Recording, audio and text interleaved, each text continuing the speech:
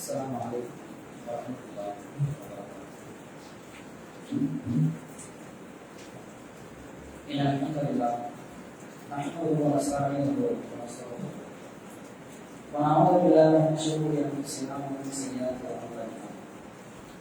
من يهده الله فلا مضل له ومن يضلل فلا هادي له. وأشهد أن لا إله إلا الله وحده لا شريك له وأشهد أن محمدا عبده ورسوله. قال نبينا صلى الله عليه وسلم: إن أصدق الحديث كتاب الله وأحسن الهدي هدي محمد صلى الله عليه وسلم وشر الأمور محدثاتها وكل محدثة بدعة وكل بدعة ضلالة وكل ضلالة.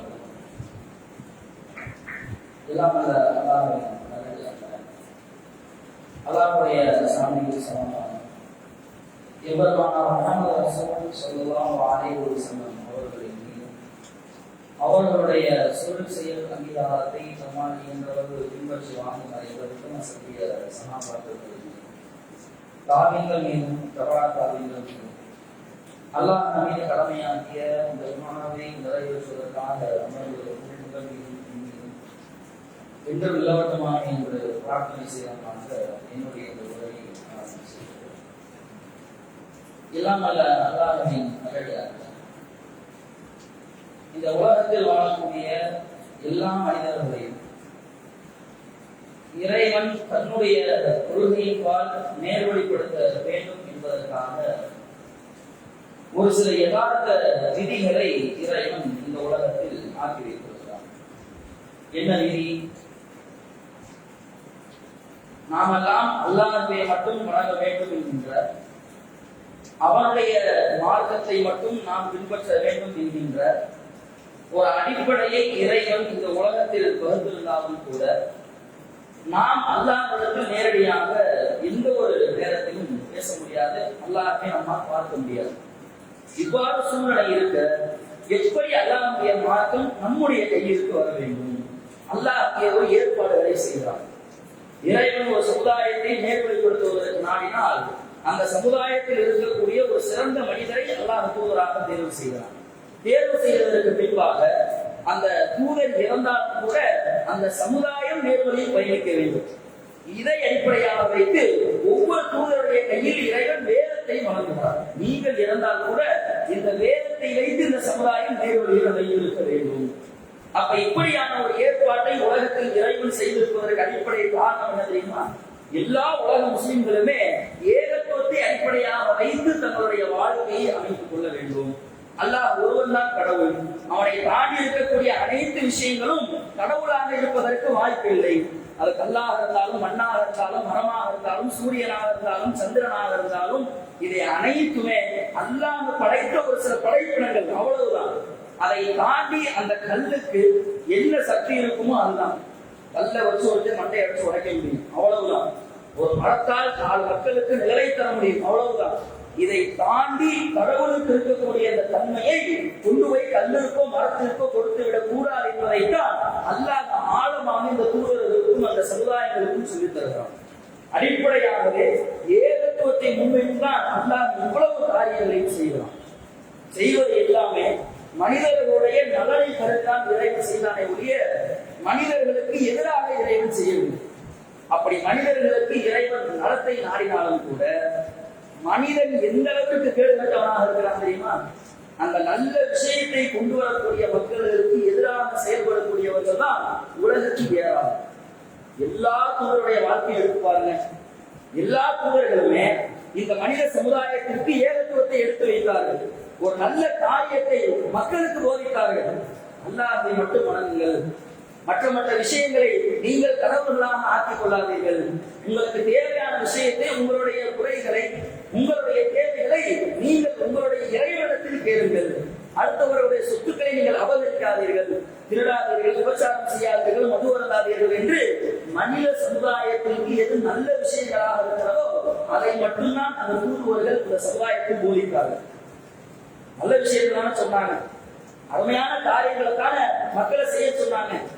ஆனால் அங்கே ஏற்பட்ட விஷயங்களை பாருங்க. நம்முடைய பிள்ளைகளுக்கு 4 நல்ல விஷயத்தை சொல்லித் தருகின்ற பொழுது அதை அவன் ஏற்றுக்கொண்டால் நம்முடைய மனம் எவ்வளவு திருப்தி அடையும்.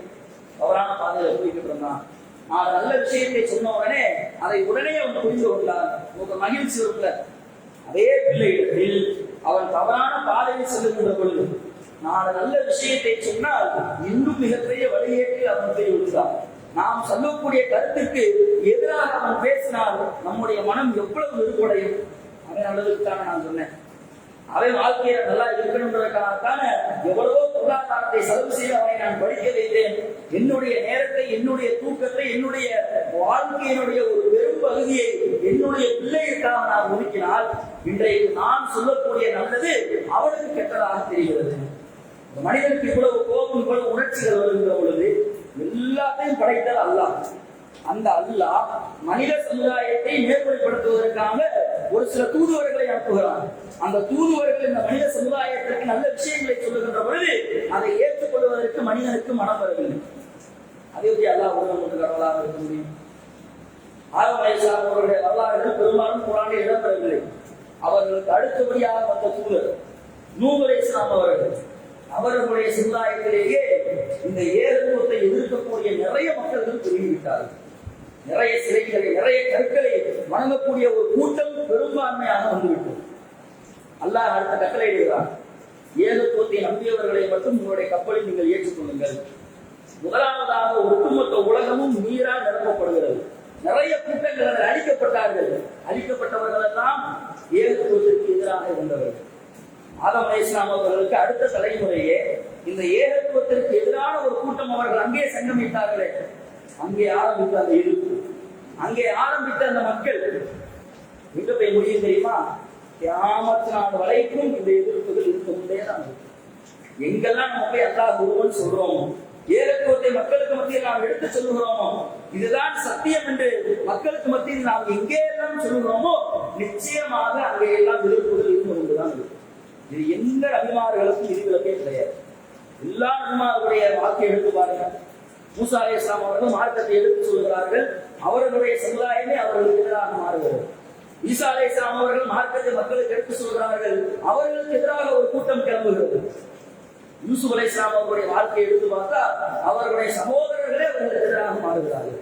எங்கு பார்த்தாலும் சரி, எந்த கூட்டருடைய வாழ்க்கை எடுத்து பார்த்தாலும் சரி, இந்த ஏகத்துவத்தை சொன்னதற்காக அவர்களுக்கு எதிராக பெரும் பெரும் கூட்டங்கள் கிளம்பினார்களே, இது அல்லாஹ் ஏற்படுத்திய ஒரு யதார்த்த விதி. நீ லா இலாஹ இல்லல்லாஹ் சொல்றியா? நீ என்னை மட்டும் வணங்குகிறாயா? உன்னுடைய தூதரை மட்டும் நீ பின்பற்றுகிறாயா? உன்னுடைய வேதத்தை மட்டும் உன்னுடைய வாழ்க்கை நெறியாக கொள்கிறாயா?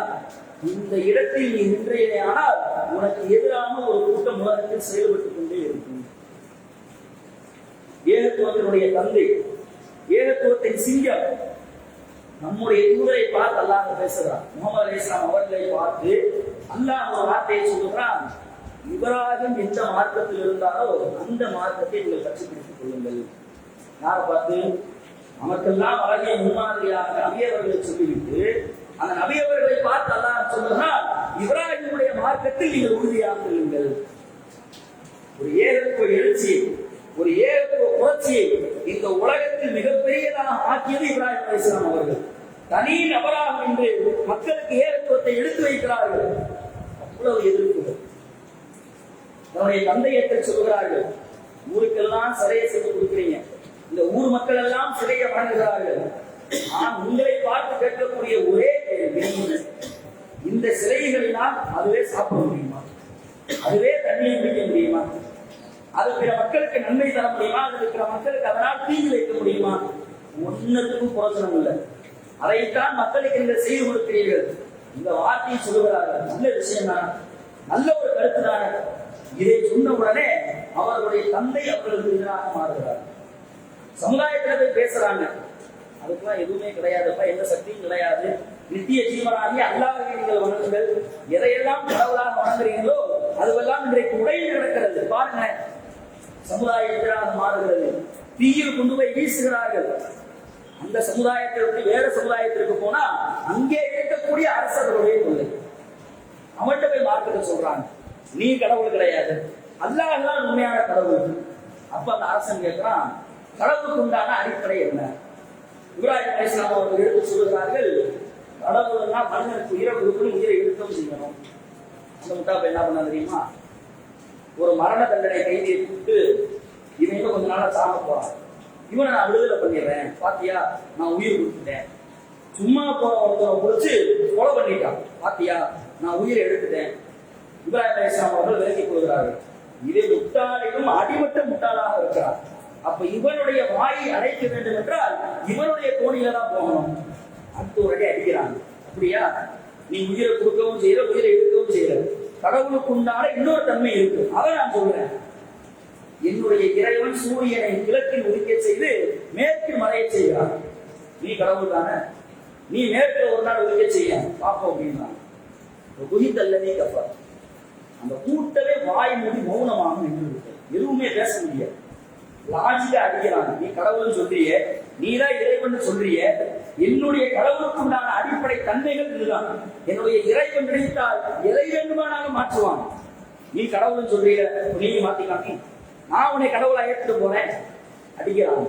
அந்த அரசனும் இவர்களுக்கு எதிராக மாறுகிறார். நல்ல விஷயத்தை, நல்ல அறிவாற்றலை கொண்டு அழகான முறையில் இந்த தகவாவை அமைத்தாலும் கூட நமக்கு எதிராக இருக்கக்கூடிய மக்களுடைய எண்ணிக்கை கூடிக்கொண்டேதான் இருக்கு. நபி அவர்களுடைய வாழ்க்கையை எடுத்து பாருங்கள், எல்லா தூதர்களுடைய வாழ்க்கையும் எடுத்து பாருங்கள். நல்ல முறையில மக்களுக்கு இந்த மார்க்கத்தை எடுத்து சொன்னாலும் கூட நம்மை அழிப்பதற்கு என்று ஒரு கூட்டம் இருந்து கொண்டே இருந்தாங்க. இல்லைன்னு மறுக்க முடியுமா? நபி அவர்களுடைய வாழ்க்கையை எடுத்து பார்த்தால் ரொம்ப நெருங்கிய உறவினர்கள், நபி அவர்களுடைய தந்தையோர் உடன் பிறந்த சகோதரர்கள் நபி அவர்களுக்கு எதிராக மாறுகிறார்கள். நபி அவர்களை கொலை செய்தால் 3 சிவப்பு நிற ஒட்டகம் என்று நபி அவர்களுடைய சின்னத்தை அறிவிக்கிறார். நபி அவர்களுடைய சொந்த சாச்சா மக்களுக்கு மத்தியில் பகிரங்கமாக அறிவிக்கிறார், முகமதுடைய தலையை எவன் கொண்டு வரானோ அவனுக்கு 100 சிவப்பு நிற ஒட்டகங்கள். காரணம் ஏகத்துவத்தை சொன்னது. அல்லாஹ் குர்ஆனில் கேட்கிறான், அந்த ஹஸிபத்தும் அன் ததுகுல் ஜன்னா. நம்மளை பார்த்து அல்லாஹ் கேட்கிறான், நம்முடைய உம்மத்தை பார்த்து அல்லாஹ் கேட்கிறான், என்ன நினைச்சிட்டு இருக்கிறீங்க? சொர்க்கத்துக்கு நீங்க ஈஸியா போலாம் நினைச்சிட்டு இருக்கிறீங்களா? வலம்மா இடத்திற்கும் மசலுள்ளதீன கலவுமின் தொகுதிக்கும், உங்களுக்கு முன்னால் வாழ்ந்த சமுதாயங்கள் இந்த ஏகத்துவத்தை சொன்னதினால் அவ்வளவு எதிர்ப்புகளையும் சந்தித்தார்களே, அந்த எதிர்ப்புகளை எல்லாம் நீங்கள் சந்திக்காமல் சொர்க்கத்திற்கு செல்லலாம் என்று நீங்கள் நினைத்துக் கொண்டிருக்கிறீர்களா?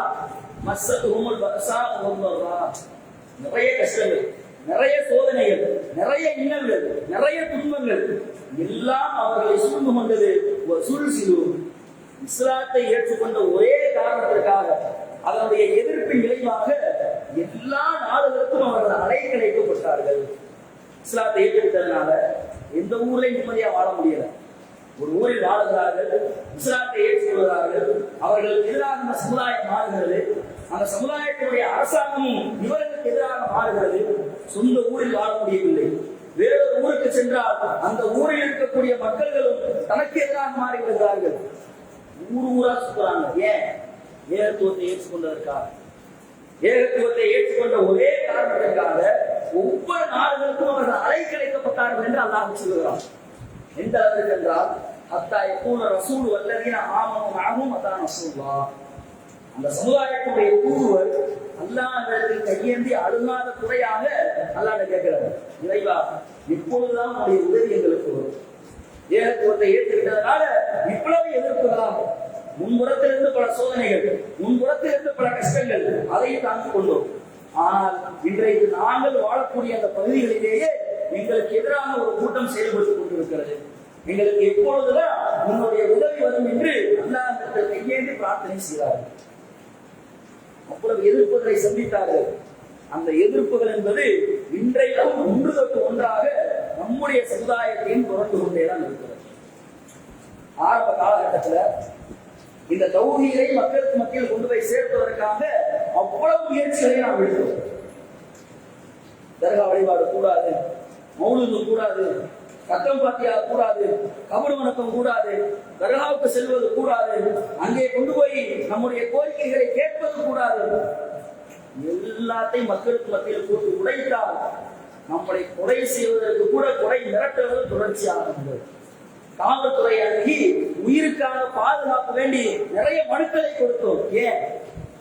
ஏகத்துவத்தை சொன்னது, குர்ஆன் வசனத்தை சொன்னது, இன்னமா இலாஹுக்கும் இலாஹும் வாஹித். அல்லாஹ் சொல்லக்கூடிய ஒரு வார்த்தை, உங்களுடைய கடவுள் ஒரே ஒரு கடவுள் தான். இந்த வசனத்தை மக்களுக்கு மத்தியில் ஆழமாக சொன்னதற்காக கொலை மிரட்டல். மக்களுடைய சமுதாயத்தை பாருங்க, எவ்வளவு கீழ்த்தரமான இந்த சமுதாயம் வாழ்கிறது. குர்ஆன் வசனத்தை சொன்னதற்காக கொலை மிரட்டல். இந்த ஏகத்துவத்தை ஏற்றுக்கிட்டீங்கன்னா நீ தௌஹீத சார்ந்தவனுடைய வாழ்க்கையை அமைத்துக் கொண்டால் இன்னும் ஊர்ல நாங்க சேர்த்துக்க மாட்டோம், உன்னை நாங்க ஊர் நீக்க முடியும். அன்னைக்கு திருமணத்துக்கு நாங்க தப்பு தர மாட்டோம், தர வேணாம். அடக்கம் பண்றதுக்கு நாங்க ஜனாசாவுக்கு இடம் தர மாட்டோம், தர வேணாம். இன்றைக்கு இதற்கு வயது கொண்டு நிறைய இளைஞர்கள் உள்ளத்தில் தௌஹீதை வைத்துக் கொண்டு ஊரோடு ஒன்றி வாழ வேண்டும் என்பதற்காக அந்த ஊருடைய கொள்கையை ஏற்றுக்கொண்டு வாழக்கூடிய ஏராளமான இளைஞர்கள் இந்த தமிழ்நாட்டில் வாழ்ந்துட்டு பேசுவோம். இந்த சந்தனம் கூட அதுதான் நடக்குமே. அப்படி நடக்கின்ற பொழுது நிறைய இளைஞர்களுக்கு நாம் சென்று பேசுகின்ற பொழுது அவர்கள் சொல்லக்கூடிய பதில் என்னவாக இருக்கிறது தெரியுமா? ஆமா, எனக்கும் புரியுது, நீங்க சொல்லக்கூடிய இந்த ஏகத்துவம், நீங்கள் சொல்லக்கூடிய இஸ்லாமிய மார்க்கம் அழகான முறையில் எங்களுக்கு வழங்குகிறது. இருந்தாலும் நாங்கள் அதை சொன்னோம்னா எங்களுடைய வீட்டை வெளியே அனுப்பிச்சுட்டுவாங்க, எங்களுடைய ஊர் எங்களை சேர்த்துக்காது, எங்களுடைய பள்ளிவாசலுக்குள்ள எங்களை விட மாட்டாங்க, திருமணத்துக்கு தப்சர் தர மாட்டேன்றாங்க, எங்களுடைய குடும்பத்தில் யாரையும் ஒருவர் இறந்து விட்டால் அவரை அடக்கம் செய்வதற்காக கபர்ஸ்தல இடம் பெற மாட்டேங்கிறாங்க. நிறைய இளைஞர்கள் இன்றைக்கு அவர்களுடைய ஆனந்தத்தை வெளியே கொட்டுகிறார்கள். ஏகத்துவத்தை ஏற்றுக்கொண்டால் எங்களுக்கு இவ்வளவு எதிர்ப்புகள் வருகிறது, அதனால நாங்க ஏற்றுக்கிறோம். இந்த ஒரு பதிலை இன்றைக்கு இருக்கக்கூடிய இளைஞர்கள் சொல்கிறார்களே, இந்த பதில் தான் நமக்கு வேண்டாம். எவ்வளவு எதிர்ப்புகள் வேண்டுமானாலும் வரட்டுமே. இப்ராஹிம் அலைஹிஸ்ஸலாம் அவர்கள் தன்னுடைய தந்தையை, தன்னுடைய சமுதாயத்தையும் பார்த்து சொன்ன ஒரு வார்த்தையை அல்லாஹ் குர்ஆனில் சொல்கிறார். எந்த ஒரு சமரசத்துக்கும் மார்க்கத்தில் இடமே கிடையாது. இன்றைக்கு நிறைய கூட்டங்கள் இந்த தமிழ்நாட்டில் பார்த்து கொண்டு இருக்கிறது. மௌலித் ஓதக்கூடாதுன்னு தெரியும், கபர்களை முட்டக்கூடாதுன்னு தெரியும், தர்கா வழிபாடு கூடாதுன்னு தெரியும். இருந்தாலும் ஒரு மௌலிதனுடைய ஓதக்கூடிய நேரம் வந்துவிட்டால் அவர்களுக்கு வாழ்த்து தெரிவிப்பது. மௌலித் ஓதுவதற்கு உங்களுக்கு வாழ்த்துக்கள், ஓதக்கூடாது உங்களுக்கு தெரியல, நீ ஏன் வாழ்த்து சொல்ற? அவர்களோடு நாங்கள் ஒன்று இருந்து கொள்கிறோம். நாங்கெல்லாம் சேர்ந்து ஒரு கட்டமைப்பாக இருக்கிறோம். ஒரு விஷயம் தவறு என்று தெரிந்ததற்கு பின்பாக அதற்கு நீ ஒத்துழைப்பு தருகிறேயானால் அதை செய்வதற்கு சமம்தான். ஒருத்தர் ஒரு கொலையை பண்றான், அந்த கொலையை ஒருத்தர் தட்டி கேட்கலாம், ஏன்டா கொலை பண்ற அப்படின்னு. உண்மையிலேயே அல்லாஹ் யதார்த்தம். மீதம் இருக்கிற 98 பேர் பார்த்து கொண்டு அமைதியாக நின்றால் இதுக்கு என்ன அர்த்தம்? இதுக்கு என்னங்க அர்த்தம்? அந்த கொலைக்கு அங்கீகாரம் கொடுப்பதாத்தான் அர்த்தம். ஒருத்தர் மட்டும் போய் கேட்டா 98 பேர் மௌனமாக இருக்கின்ற பொழுது ஒருத்தர் போய் கேட்கிறானே, அதுதான் உண்மையிலே சக்தி. ஒரு தவறை செய்கின்ற பொழுது, ஒரு தவறை கண்ணால் பார்க்கின்ற பொழுது அதை போய் தட்டி கேட்க வேண்டும். அவனுக்கு ஆறுதல் தெரிவிக்க கூடாது, அவனுக்கு ஆறுதல் வார்த்தைகள் சொல்லக்கூடாது. இன்றைக்கு இந்த சமுதாயம் அதில் நழுவி கொண்டிருப்பதை கண்ணுக்கு முன்னால் பார்க்கிறோம். நம்முடைய ஜமாத்தார்கள் சந்தித்த ஒரு பிரச்சனை, தஞ்சை வடக்கில் இருக்கக்கூடிய பண்டாரவடைங்கிற ஒரு இடத்துல ஒரு தௌஹீத் சகோதரர் இறந்து விடுகிறார். இறந்து விட்டால் அவரை அடக்கம் செய்வதற்கு அந்த ஊருடைய கபர்ஸ்தானை இறந்துட மாட்டேன், ஜனாசாவை வச்சிருக்கிறோம். அவ்வளவு பெரிய பிரச்சனை. அந்த பகுதியினுடைய கலெக்டர் மூலம் நாங்கள் விட்டுட்டாரு. பிரச்சனை அவ்வளவு உருவாகமாக மாறிவிட்டது. கடைசியில் அந்த கலெக்டர் அங்கிருந்து சுற்றிக்கிட்டே இருக்கிறார்.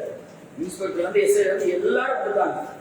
வந்து இருக்கின்ற பொழுது அதில் ஒரு இன்ஸ்பெக்டர் கேட்கிறாரு, உங்க பள்ளிவாசலுக்கு பின்னாடி ஒரு பெரிய இடம் ஒன்று இருக்குது, அந்த இடத்துல நீங்க அடக்கம் பண்ணிக்கோங்க, என்ன பிரச்சனை வந்தாலும் உங்களுக்கு நாங்க ஏற்பாடு பண்ணிக்கிறோம். ஒரு காவல்துறை அதிகாரிகளுக்கு இருக்கக்கூடிய, ஒரு மாற்று மத சகோதரருக்கு இருக்கக்கூடிய அக்கறை கூட இன்றைக்கு ஏகத்துவத்தை எதிர்ப்பவர்களுக்கு இல்லை. கபர்ஸ்தான் இறந்துட மாட்டேன்தான். அல்லாஹ் அதை விட சிறந்த ஒன்று அமைச்சு கொடுத்தானா இல்லையா? நம்ம பள்ளிக்கு பின்னாடி ஒரு பெரிய காலி கிரவுண்டு, அந்த கிரவுண்டை அரசாங்கத்திடத்தில் அடக்கம் செய்வதற்கு உண்டான ஒப்புதலை அந்த காவல்துறை அதிகாரிகள் நமக்காக வாங்கி கொடுத்தார்கள். நீ உங்களுக்கு ஊருக்குள்ள பிரச்சனையே வேணாம், உங்களுடைய இயக்கத்துல யார் இருந்தாலும் அவங்கள கொண்டு நீங்க இங்கே அடக்கம் பண்ணிருங்க, அவங்களோட வீட்டுல பிரச்சனை பண்ணாங்க. இதுதான் நமக்கு வேண்டும். எங்க போனாலும் இந்த பிரச்சனைகள் ஒன்றுக்கு ஒன்றாக நம்மளை பின்தொடர்ந்து கொண்டே இருக்கிறது. இதனுடைய எழுச்சி ஆரம்பத்தில் நாம் சொல்லுகின்ற பொழுது ஊருக்கு 2 பேர் 3 பேர் இருந்தோம். தௌஹீதை சொல்றதுக்கு ஒரு மெகாஃபோனை தூக்கிட்டு எல்லா ஏரியாவுக்கும் தெரியும். அல்லாஹ் ஒருவன் தான் கடவுள், நீங்க வந்து சிறுக்கு வைக்காதீங்க, மனசால் நினைப்பது கூட சிறுக்காகத்தான் இருக்கும், அல்லாஹ் மறுமையில சுருக்கத்தினுடைய வாடையை கூட நமக்கு காண்பிக்காம போயிருவான். இப்படி ஒவ்வொரு மெகாஃபோனை எடுத்துக்கொண்டு ஒவ்வொரு தெருவாக சுற்றினோம். 60 இடத்து வெட்டவன் தான். ஒரு தெருமுனை கூட்டம் நிம்மதியாக நடத்த முடியாது. பல மிரட்டல்கள் அந்த ஒரு காவல்துறை அதிகாரிகளுக்கே போகும். அவங்க அந்த இடத்துல மீட்டிங் போட்டாங்க அப்படின்னா அதனுடைய பிரதிபலன் ரொம்ப பயங்கரமா இருக்கும். அவர்களை நாங்கள் என்ன வேண்டுமானாலும் செய்வோம், காவல்துறை தலையிடக்கூடாது. காவல்துறை நம்ம எழுதி பேசுவார்கள், அதுக்கு சொல்றாங்க, நாங்க என்ன பண்ண முடியும், நீங்க நடத்தாதீங்க. அப்ப எங்கு சென்றாலும் மார்க்கத்தை சொல்லுவதற்கு நிறைய முஸ்லிம்களை மிகப்பெரிய தடையாக வருகின்றார்கள். இவ்வளவு பிரச்சனைகளை நாம் சந்திக்கிறோமே, இவ்வளவு விஷயங்களை நம்முடைய வாழ்க்கையில் அன்றாட ஏகத்துவத்தை ஏற்றுக்கொண்டதற்காக இவ்வளவு எதிர்ப்புகள் நம்மை சுற்றிக் கொண்டிருக்கிறது. இதற்கு என்னதான் தீர்வு? நம்முடைய எண்ணிக்கை லட்சக்கணக்காக மாறினாலும் இந்த எதிர்ப்புகள் இருந்து கொண்டுதான். அந்த மனசுல ஆழமா பதிய வச்சு நபி அவர்கள் ஆரம்ப காலகட்டத்தில் வெறும் 10 பேர் 15 பேர், நபி அவர்கள், அலி அவர்கள், அபூபக்கர், கதீஜா, பிலால் என்று ரொம்ப குறுகிய வட்டத்தில் தான் இஸ்லாத்தை ஏற்றுக்கொண்டிருந்தார்கள். அவர்கள் அப்பொழுது இஸ்லாத்தை ஏற்றுக்கொள்வதும் கூட நிறைய எதிர்ப்புகள் இருந்து கொண்டிருந்தது. படிப்படியாக நபி அவர்கள் அந்த தாவாவை அதிகப்படுத்தி நிறைய மக்களுக்கு இஸ்லாத்தை ஏற்றுக்கொண்டார்கள். தபூக் போர்க்களத்தெல்லாம் பார்த்தோம்னா ஆயிரக்கணக்கான நபித்தோழர்கள் ஒன்று கூடி இருந்தார்கள். என்ன முடியல, அவ்வளவு நபித்தோழருடைய கூட்டம் பெருகிவிட்டது. சரி, இவ்வளவு பெரிய ஒரு கூட்டமாக மாறிடுச்சு. அப்ப எதிர்ப்பு இல்லாம இருந்துச்சா? அன்றைக்கு இருந்த மிகப்பெரிய ஒரு கொடுங்கோல் ஆட்சி, ரோமானிய பேரரசு இஸ்லாத்திற்கு எதிராக போர் தொடுக்க ஆட்சி எடுத்துக் கொண்டிருக்கிறது. 10 பேர் இருக்கும்போது எதிர்க்கிறான்னு பார்த்தா 10,000 பேர் இருக்கும்போது எதிர்க்கிறாங்க. ஆரம்பிச்சா இல்லையா? அதையும் தாண்டி ஒரு குறுகிய வட்டத்தை நபி அவர்கள் கட்டமைப்பிற்குள்ளே கொண்டு வருவதற்காக ஒரு 10,000 நபி தோழர்களை கொண்ட ஒரு கூட்டத்தை மக்காவிற்குள்ளே ஏற்றுகிறார்கள். பத்தே மக்கா வெற்றி. அந்த மக்கா வெற்றியின் போது நிறைய மக்கள் காப்பீர்கள் பயந்து கொண்டு தன்னுடைய வீட்டிற்குள்ளே ஓடி போய் கதவை தாளிட்டுக் கொண்டார்கள். முகமதை எதிர்ப்பதற்கு இன்றைக்கு எங்களால் முடியாது. அவருடைய கூட்டம் மிகப்பெரிய ஒரு கூட்டமாக இருக்கிறது.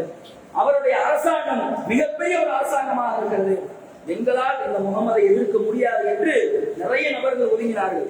10,000க்கும் மேற்பட்ட நபித்தோழர்கள் அந்த கூட்டத்தில் இருந்தார்கள். அவ்வளவு பெரிய கூட்டத்தை எதிர்ப்பதற்கு ஒரே ஒரு ஆள், இப்னு ஹதர் என்று சொல்லக்கூடிய ஒரே ஒரு பொண்ணாக, நம்ம லட்சக்கணக்காக ஆயிரக்கணக்காக இருந்தாலும் நம்ம எதிர்க்கக்கூடிய மக்கள்களை இருந்து கொண்டுதான் இருப்பார்கள் என்பதற்கு அதுவெல்லாம் ஒரு சான்று. 10,000 நபர்கள் ஒன்று கூடி இருக்கிறார்கள். ஒரே ஒருத்தையும் ஓடிவாங்க வந்து காபாவுடைய திரையை பிடித்துக் கொண்டு பஞ்சாயத்து பண்ணியிருக்கிறார். நாங்க காபாவுக்கு தர மாட்டோம். நபி அவர்கள் அவனை கொலை செய்வதற்கு அனுமதித்திருக்கிறார்கள். நபித்தோழர்கள் அவனை கொலை செய்துவிட்டுதான் மக்காவை ஒட்டுமொத்தமாக தன்னுடைய கட்டுப்பாட்டிற்குள்ளே கொண்டு வருகிறார். 10,000 பேர் இருக்கிறோமே, யாரெல்லாம் அடிச்சிடலாம். எதிர்ப்புகள் இல்லாமல் இருக்காது என்பதற்கு இதுவெல்லாம் ஒரு சான்று.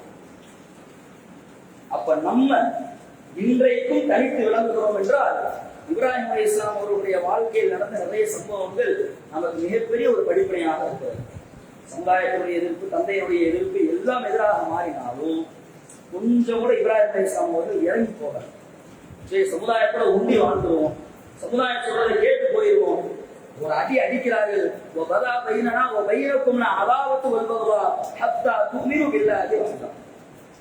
நீங்கள் அல்லாஹ் ஒருவன் என்று வணங்குகின்ற வரைக்கும் உங்களுக்கும் எனக்கும் மத்தியில பகைமை நீடித்துக் கொண்டேதான் இருக்கும்.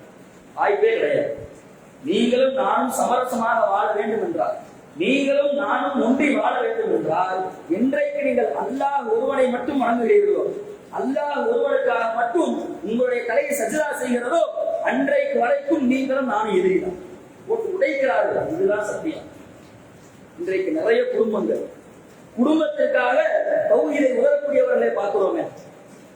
சில திருமணத்துக்கு போறது, பல நிகழ்ச்சிகளில் கலந்து கொள்வது, காது குத்துல இருந்து சத்ரால இருந்து எல்லாத்திலையும் கலந்துகிறது. ஏன்?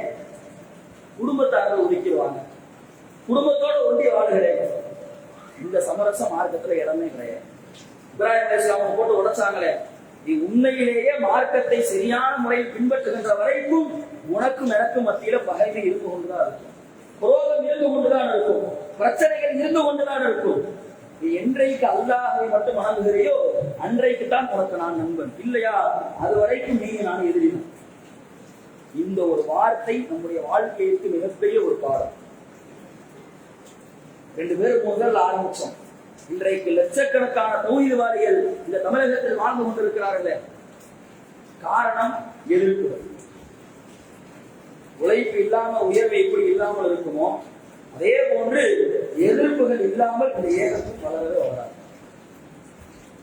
சந்தனம் அரைக்க அரைக்க மணக்கும் என்று சொல்வார்கள், வைரம் தீட்ட தீட்ட எழுதும் என்று சொல்வார்கள். அதே போன்றுதான் இந்த ஏகத்துவம். எதிர்க்கத்தான் இந்த ஏகத்துவத்தினுடைய வளர்ச்சி மிக பயங்கரமாக இருக்கும்.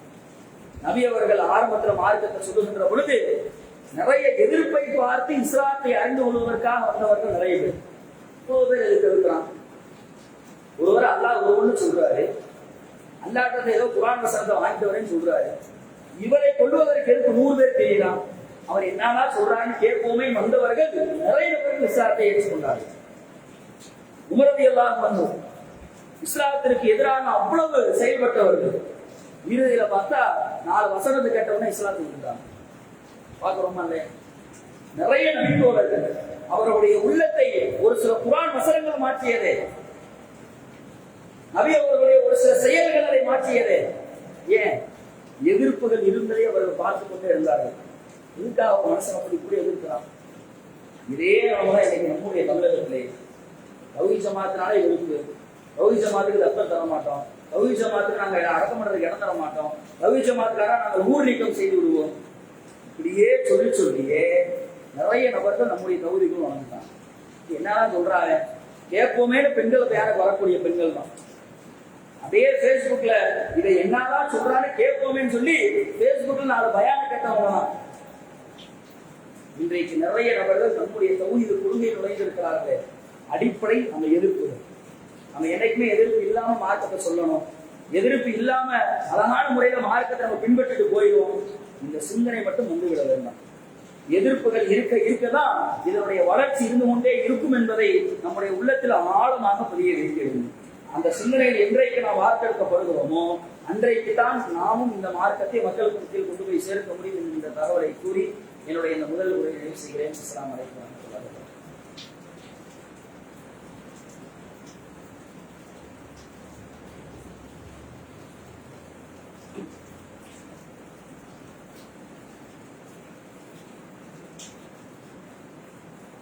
السلام عليكم ورحمة الله وبركاته. إن الحمد لله نحمده ونصلي على رسوله. எல்லாம்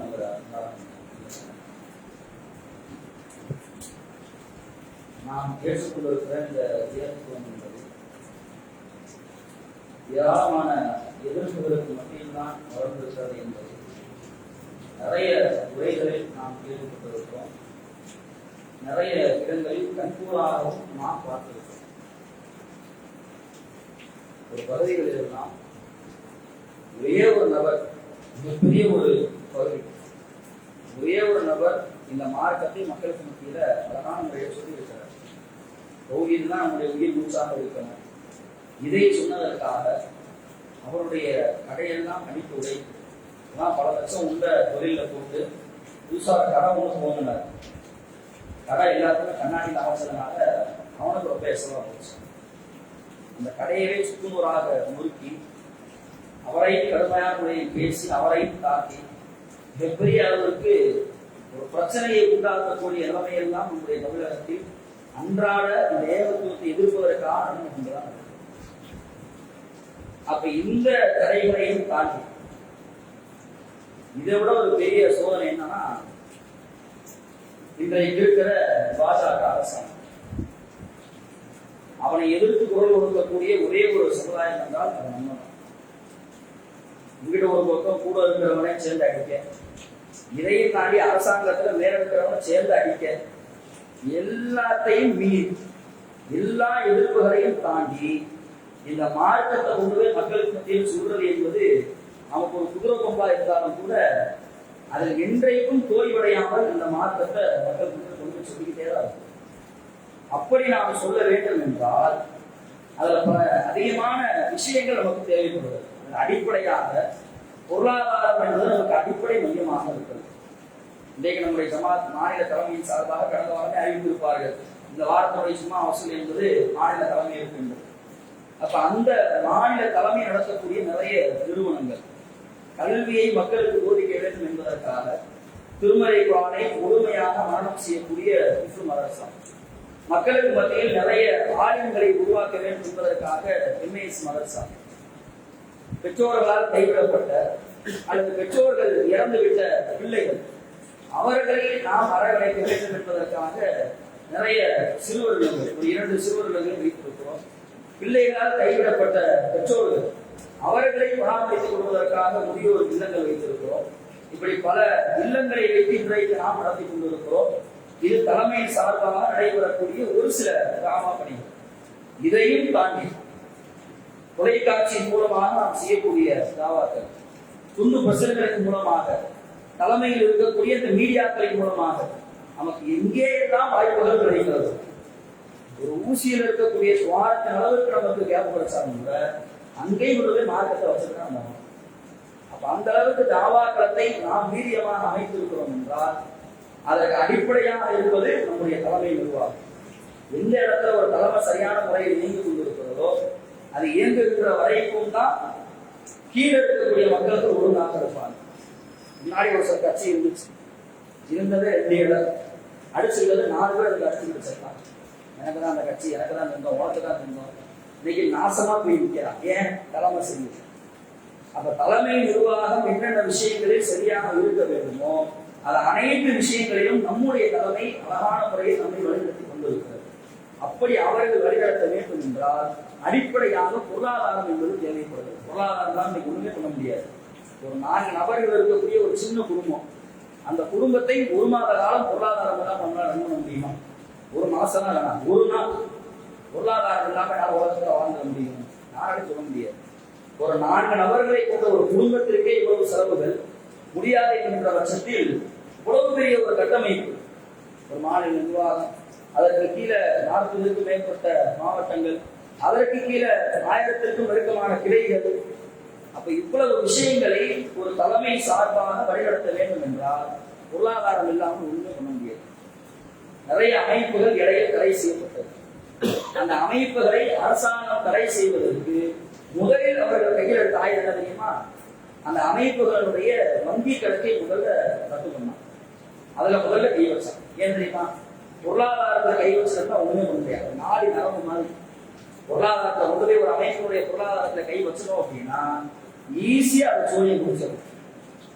அதுல நிறைய பிளாக் மணி இருக்கும், நிறைய கணக்கில் வராத பொருளாதாரங்கள் கூட நம்முடைய ஜமாத்தை தாண்டி இருக்கக்கூடிய நிறைய அமைப்புகள், நிறைய ஊழல் பணங்கள் அதுல இருக்கும்.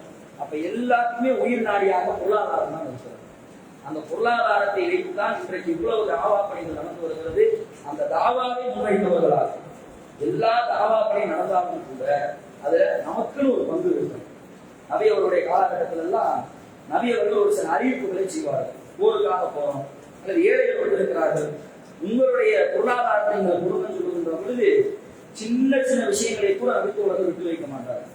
ஒரு கையளவு கோதுமையாவது கொண்டு கொடுத்துருவாங்க, ஒரு கையளவு வேற்றுமத்தையாவது கொண்டு கொடுத்துருவாங்க. இதை வச்சுக்கோங்க. அது குறைவாக இருந்தால் நபி அவர்கள் அல்லாஹ்விடத்தில் பரக்கத்தை வேண்டி பிரார்த்தனை செய்வார்கள். குறைவாக இருக்கிறது கொஞ்சம் பரக்கத்தை. அப்ப இந்த நடைமுறைகள் எல்லாம் நமக்கு மிகப்பெரிய ஒரு பாடம். ஒரு தலைமை சரியாக இயக்க வேண்டும் என்றால், அதனுடைய நிறுவனங்கள் மிகப்பெரிய உதவியோடு இயங்க வேண்டும் என்றால் பொருளாதாரம் இல்லாமல் ஒன்றும் நடைபெறாது என்பது நமக்கு அடிப்படையாக தெரிந்த விஷயம். எனவே அதை மையமாக வைத்து தலைமையிற்காக உங்களுடைய பொருளாதாரத்தை வாரி வழங்குங்கள் என்று கூறி என்னுடைய இந்த ஜும்ஆவுடைய நிறைவு செய்கிறேன். அஸ்ஸலாமு அலைக்கும் வரஹ்மத்துல்லாஹி வபரகாத்துஹு.